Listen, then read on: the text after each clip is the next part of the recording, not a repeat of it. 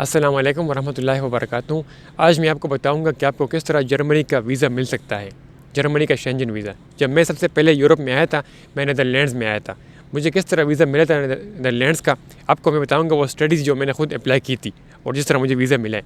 ज़रूरी बात ही नहीं है कि आपके पास बहुत ही बड़ा बैंक स्टेटमेंट ना हो, आप एक बहुत ही हाई सैलरी जॉब ना करते हो, आपको वीज़ा नहीं मिल सकता। ऐसी बात नहीं है मेरे भाई, आपको वीज़ा मिल सकता है। तरीका मसला क्या है, आपने अप्लाई करने का तरीका आपका सही होना चाहिए। आपकी ट्रैवल आइटनरी, आपका कवर लेटर, आपका सब कुछ अच्छा होना चाहिए।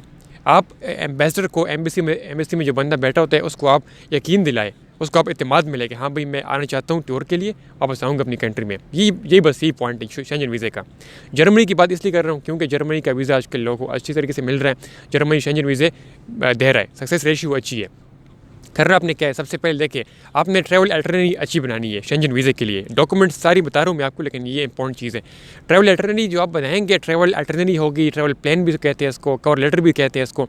इसमें करना आपने क्या है, इसमें आपने लिखना है कि मैं क्यों आना चाहता हूँ जर्मनी, मैं यूरोप क्यों आना चाहता हूँ, मैं ट्रैवल करने चाहता हूँ, मुझे एडवेंचर करना है, मुझे इन सिटीज़ में घूमना है और मुझे 2-3 हफ्ते के लिए रहना है, वापस आना है। तो जो ट्रैवल अल्टरनेटी में कवर लेटर में आप अपना स्टे को कम से कम शो करें। ये नहीं कि मैं 3 महीने सारे गुजारने वहाँ पर वापस आऊँगा, मैं जाऊँगा भाई 1 दिसंबर को और दिसंबर जनवरी फरवरी एंड पर मैं आऊँगा, नहीं। वीज़ा तो जो शेंजन वीज़ा होते हैं वो तो 3 महीने के ही होते हैं, तो मुझे पता है, आपको भी पता है 3 महीने का होते हैं, तो 90 दिन का मिलते हैं आपको। लेकिन आप ट्रैवल अल्टरनेटी में ये शो करें कि मुझे भाई मैं 2-3 हफ्ते गुजारने वापस आना है मैंने। क्यों? क्योंकि अगर आप थोड़ा चीज़ मांगते हैं आपको, तो आपको ज़्यादा मिल सकता है। कैसे? एक और इम्पोर्टेंट बात, आपका जो बैंक स्टेटमेंट है वो भी आपके स्टे के अकॉर्डिंगली होना चाहिए। अगर आप जितना टाइम गुजार रहे हैं वहाँ पर, तो आपका बैंक स्टेटमेंट, आपका खर्चा आपके पास जो है वो उतना होना चाहिए। अगर आपका बैंक स्टेटमेंट कम है और आप दिखा रहे हैं कि मैं 2-3 महीने वहाँ पर सारा रहूँगा, तो फिर एम्बेसडर को यकीन नहीं आएगा कि हाँ भाई ये बंदा, इसका बैंक स्टेटमेंट कम है, पैसे इसके पास कम है और ये कह रहा है कि मैं 3 महीने फुल गुजारूँगा वहाँ पर, तो डेफिनेटली मसला हो सकता है। सिंपल ट्रैवल अटर्नी में लिखे कि मैं आ रहा हूँ, फॉर एग्जाम्पल 1 दिसंबर को आ रहा हूँ मैं, तो मैं 20 दिसंबर को वापस आ जाऊँगा और मेरा बैंक स्टेटमेंट जो है वो भी इसके मुताबिक ही है। तो फिर वो काउंट करते हैं, वो फिर आपकी क्रेडिबिलिटी देखते हैं कि हाँ भाई बंदा कितना क्रेडिबल है। तो अगर आपकी क्रेडिबिलिटी मिलती है आपकी बैंक स्टेटमेंट और आपका स्टे, तो ये आपको वीज़ा फिर मिलने का चांस काफ़ी ज़्यादा हो जाता है मेरे भाई। ये मैंने आपको पॉइंट की बात बताई है, ये बात कोई नहीं करता, ये आपको पता भी नहीं होगा, किसी ने बताया भी नहीं होगा आपको।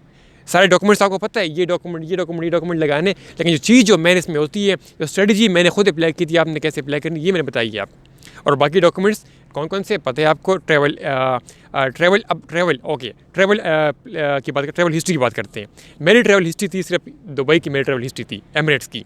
आपकी ये ट्रैवल हिस्ट्री अगर आप बनाना चाहते हैं तो मैं क्या रिकमेंड करूँगा, मैं कहूँगा कि आप थाईलैंड जाए विजिट वीज़े पर, क्योंकि थाईलैंड जब आप जाते हैं वहाँ पर, थाईलैंड से आप बस के ज़रिए कैम्बोडिया जा सकते हैं। तो आपको 2 कंट्री का ट्रैवल हिस्ट्री आपको मिल गई आसानी से, एक ही 2-3 हफ्ते में आपको मिल गई और कम से कम खर्चे में।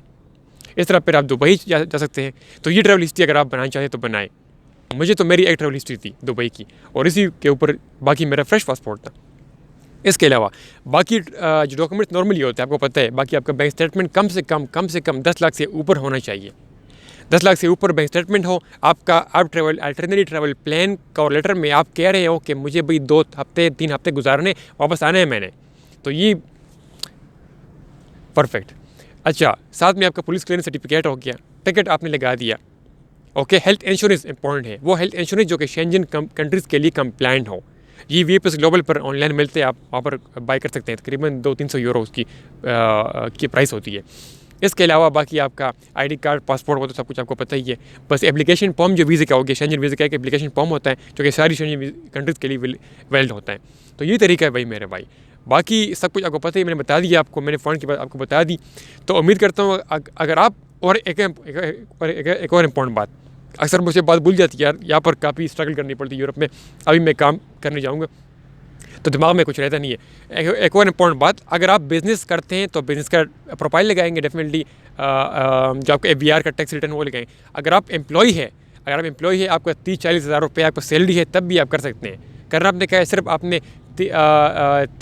3-4 महीने का सैलरी सिर्फ आपने लगाना होता है और NOC लगानी होती है अपने डिपार्टमेंट जहाँ पर आप जॉब करते हैं। और अब बैंक स्टेटमेंट कैसे बनाएंगे आप? आपकी सैलरी अगर आप अकाउंट में आती है, आप इस तरह धीरे धीरे से बैंक स्टेटमेंट बनाएंगे। एकदम से 10 लाख रुपये जो मैंने बताए वो नहीं डालने अकाउंट में, क्योंकि इस तरह आपको वीज़ा नहीं मिलता। एम्बेसडर जो होता है वो बच्चा नहीं होता, वो समझदार बंदा होता है कि कैसे भाई ये बंदा कैसे इसके पास पैसे आ गए 10 लाख रुपए इसके अकाउंट में।